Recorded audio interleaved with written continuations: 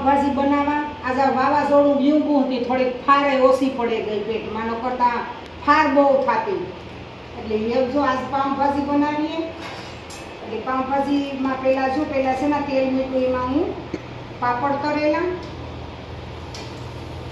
આ પાપડ તરાઈ જાય ને પછી હું પાઉંભાજી વઘારી.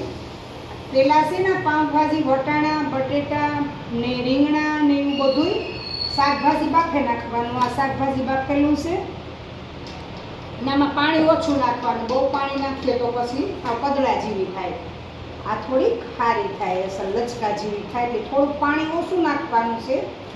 ને આમાં જો લસણની મરચાંની પેસ્ટ છે, આમાં લસણની મરચાંની ચટણી ખાંડી એ આપણે વઘારવામાં નાખાવું. પેલા પાપડ કરેલા અને કાચી ડુંગળી પર જો સુધારી લીધી. આગળ હું પાઉંભાજી કરાવી તમને બતાવવા. આ પાપડ કરાઈ જાય એટલે આગળ હું ભાજી વઘારા. ને ઘણા બધા તો ગ્રેવી કરે નાખે ડુંગળી ટમેટાની, પણ અમે ગ્રેવી ને જ કરી, અમે આ સુધારે નાખી. પણ એની સરસ થાય, સુધારેલીની ટેસ્ટ સરસ આવે.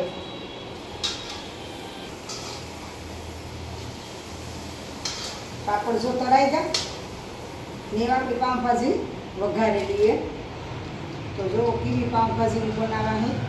અને પાઉંભાજી એની થોડી રોટલી પણ ને બ્રેડ પણ અને કાચું પણ બધું મિક્સમાં છે. એટલે આપણે પાઉંભાજી વઘાર લઈએ. પણ તેલ બહુ ઝાઝું છે, પાપડ તરવા હાથું છે, તેલ બહુ ઝાઝું નાખ્યું મેં, એટલે થોડું કાઢેલા.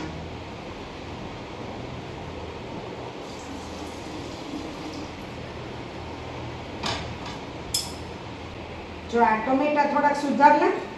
નકરાની ટમેટાની ગ્રેવી હોય, પણ મેં ગ્રેવી નથી કરી. આ સરસ લાગે. આમાં રાઈ જીરું છે, સેજ નાખી દેવાનું. હિંગ છે,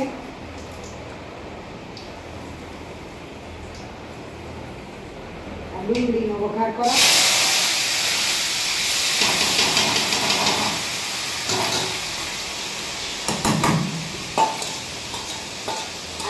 તેલમાં થોડી સાતરવા દેવાની છે. એકદમ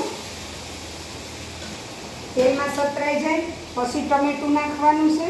આ બધો પેલા મસાલો કરી લેવાનો. હળદર, જીરું, ધાણા જીરું, હળદર ને મીઠું.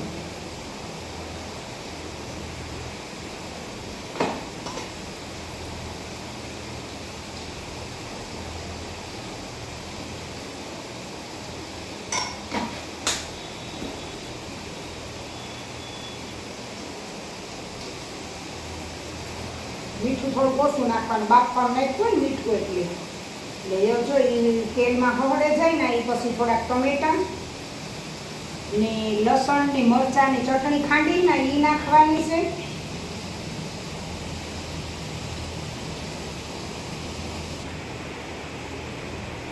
આ ટમેટા જો આમાં નાખા. આ સળે ગઈ ડુંગળી એટલી ટમેટાને થોડીક વાર ચડવા દેવાના. અને આમાં જો લસણ ને આદુ ને મરચાં આ નાખા, એ પણ નાખેલા.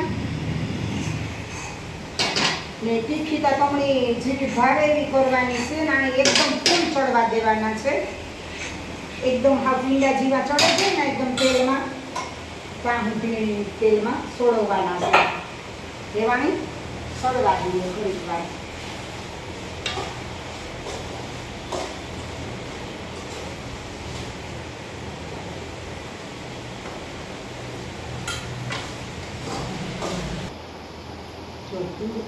જો ડુંગળી ટમેટા સળે હાણી કરે ને આપણે આ બાજુમાં ગેસ ઉપર રોટલી પણ કરી લઈએ.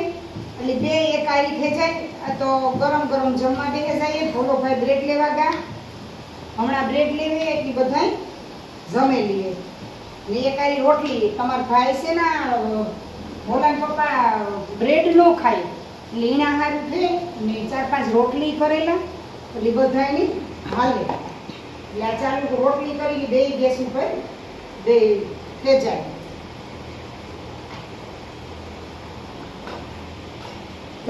પછી જમવા બેસે જાય તો ભોલો ભાઈ આવે જાય બ્રેડ લઈને.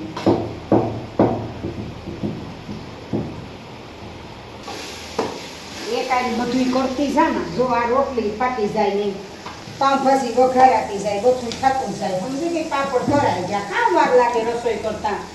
રસોઈ તો મારે ડાબા હાથનો ખેલ છે. રસોઈ તો હું અડધી કલાકમાં તો જેટલી કરવી એટલા માણસની ઉતાવળથી હું કરે હોગા. 2 ગેસ ચાલુ કરતા, ત્રીજી સગડી છે લાઈટની, એટલે સગડી જેવું હોય ઈણે માથે મૂકેતા, એટલે રસોઈ થઈ જાય અડધી કલાકમાં તૈયાર.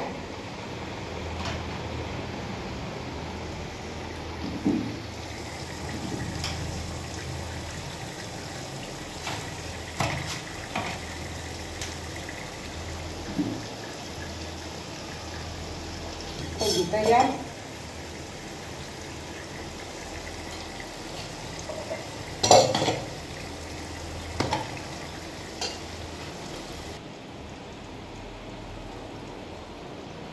હાલો, રોટલી તૈયાર થઈ ગઈ.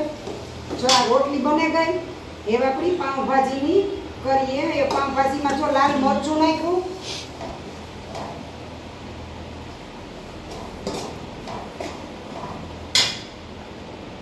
ઝાક પર લાલ મરચું ચડે એટલે પછી આ ભાજી નાખી દેવાની અંદર.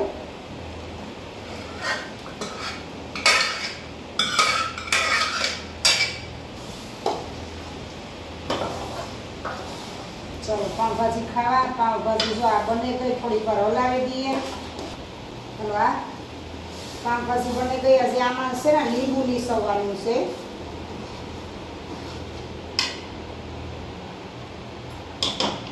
આપણે ફાવે એટલું લીંબુ નાખવાનું, કોઈ ન ખાતા તો ઉપરથી નાખવાનું. આ લીંબુ નાખ્યું ને આ ગરમ મસાલો નાખવાનો છે જીવો. ગરમ મસાલો નાખ્યો ને 2 દાણા ખાંડના નાખવાના છે, સેજે પછી સ્વાદ અનુસાર. આ ભાજી આપણી તૈયાર છે. ચાલો પાઉંભાજી ખાવા.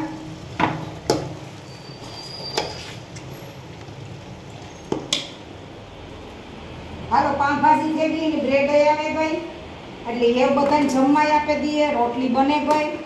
ચાલો બધાય પાઉંભાજી ખાવા. ધાણા નાખી દીધા. લાઈટ વહી ગઈ હતી, લાઈટ વહી ગઈ. જો મીણબત્તી કલરની લઈ આવી હું, કારણ કે હમણાં વાવાઝોડું હતું ને એટલે ને ઓલી બેટરી હોય ત્યાં સુધી આલે, બાકી ઘટે ત્યાર પછી આ મીણબત્તીનો ઉપયોગ કરવાનો. ને અટાણે પણ ભાજી બનાવતી હતી, ધાણા ભાજી નાખી હતી, ત્યાં લાઈટ વહી ગઈ એટલે આ ધાણા ભાજી નાખી દીધી. તૈયાર થઈ ગઈ. બધું પાપડ, રોટલી, બધું છાશ બધું તૈયાર કરી લીધું ને બસ એ જમવા બેસવાનું છે. આ ભાજી છે, આમાં બ્રેડ નાખી ને છાશ, આ ડુંગળી, ટમેટું ને પાપડ. હાલો, થાળી તૈયાર થઈ ગઈ. અને રોટલી આમાં છે, કોઈને ખાવી હોય તો રોટલી અને આ છાશ. હાલો બધાય જમવા, પાઉંભાજી ખાવા બધાય હાલો. મેરની ભાષામાં પાઉંભાજી ખાવાની ને અમુક કહે કે ભાઈ જમવા હાલો, ને આપણી મેરની ભાષામાં વ્યારા કહેવાય, આને કે હાલો વ્યારા કરવા. એટલે એ તૈયાર થઈ ગયું ને જમવા બેસીએ.